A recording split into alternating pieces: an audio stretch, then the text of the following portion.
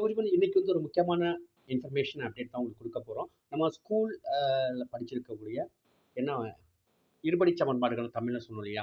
So quadratic equation அது real time வேர்ல்டில் எங்கெங்கெல்லாம் நம்ம அப்ளிகேஷன்ஸ் பயன்படுத்துகிறோம் அப்படின்னா ஃபர்ஸ்ட் வந்து பார்த்தீங்கன்னா ஃபிசிக்ஸ் அண்ட் என்ஜினியரிங்கில் ஸோ நம்ம கிராவிட்டின்னு சொல்லக்கூடிய புவியீர்ப்பு விசையின் கீழே இயங்கக்கூடிய பொருட்களோட அந்த இயக்கத்தோட அந்த பரவளைய பாதை.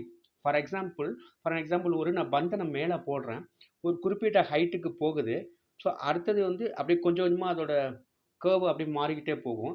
அது எந்த இடத்துல போய் கரெக்டாக ரீச் ஆகும். ஸோ அந்த ஒரு பேரபோலா ட்ராஜெக்ட் ட்ரெஜெக்டரி அந்த வந்து பேரபோலிக் ட்ரெஜெக்டரி வந்து ஃபைண்ட் அவுட் பண்ணுறதுக்கு இந்த ஈக்குவேஷனை பேஸ் பண்ணி தான். The same concept is also applicable in rocket science.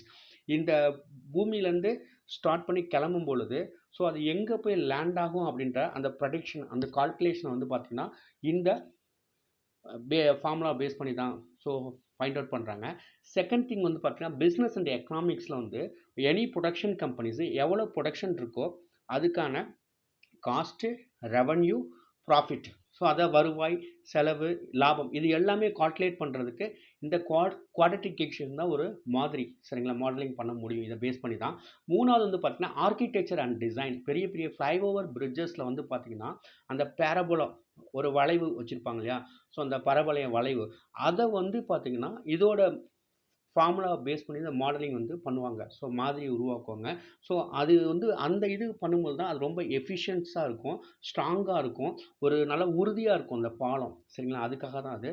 So இது மிக முக்கியமானது. அடுத்து வந்து பார்த்தீங்கன்னா கம்ப்யூட்டர் கிராஃபிக்ஸில் இந்த வீடியோ கேம்ஸ் இருக்குல்ல, வீடியோ கேம்ஸில் நல்ல ஒரு வளைந்த கேர்வ்டு ஆப்ஜெக்ட்ஸு அனிமேஷன் அப்புறம் வந்து விர்ச்சுவல் ரியாலிட்டியில் வந்து அந்த கேர்வ்டு ஆப்ஜெக்ட்ஸை வந்து மாடலிங் பண்ணுறதுக்கு வந்து இந்த குவாட்ரட்டிக் ஈக்குவேஷன் தான் பயன்படுது. Thank you so much.